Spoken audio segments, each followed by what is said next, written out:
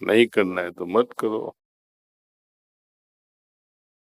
कहाँ पहुंच गए हो?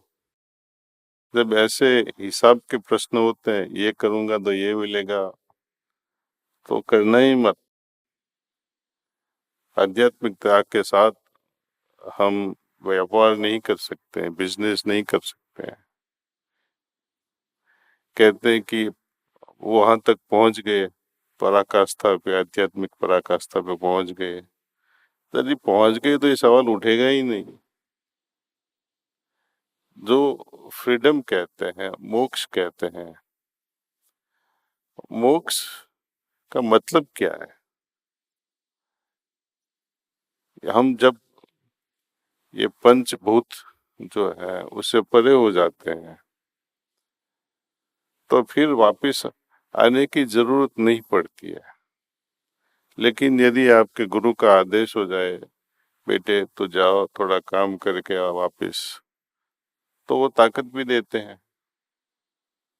तो हमें फिक्र क्यों है? मोक्ष का ये मतलब है कि हमें छुट्टी है, जब भी आना है आए, जब भी जाना है जाए। उसमें कोई बंधन नहीं है। आना पड़े तो खुशी से आ जाते हैं। आपको क्या तो परेशानी है? अभी है कुछ परेशानी? तो क्यों नहीं आना है? जरा सोचो। यदि ईश्वर ने हमें यहाँ कुछ करने के लिए भेजा है तो कुछ सबका संदेश क्या है, अंदर देखो। काहे के लिए मैं आया हूँ इधर? मैं उस काम को फलीभूत करने के लिए कुछ कर रहा हूँ कि फंस रहा हूँ? और उस काम को फलीभूत करने में क्या क्या चीज मुझे मदद करेगी इसे, उसको पकड़ो। और जो जो चीज हमें हानि पहुंचाएंगी उसको छोड़ दो। इतना ही सिंपल लाइफ है। जब हम सुबह ध्यान करते हैं तो पूरे दिन का कार्यक्रम हमारे मन में आ जाता है कि ये करना है, ये नहीं करना है। शाम को जब सफाई करते हैं तो उसकी इम्प्रेशन निकाल देते हैं।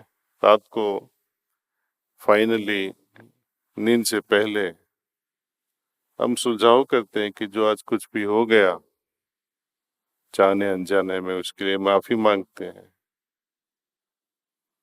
जो गलत हो गया उसके बारे में हम प्रॉमिस करते हैं ईश्वर से कि आइंदा हम ऐसा नहीं करेंगे। इतना ही तो है। यदि हम करते ही रहना है तो प्रार्थना क्यों करना है? यदि कोई इच्छा ही नहीं रहेगी, कहा है ना, हे नाथ तू ही मनुष्य जीवन का एकमात्र ध्येय है। हमारी इच्छाएं हमारी उन्नति में बाधक है। जरा सोचो, इच्छा ही नहीं होगी तो प्रार्थना क्यों करना है बाद में? जरूरत ही नहीं है। प्रणाम।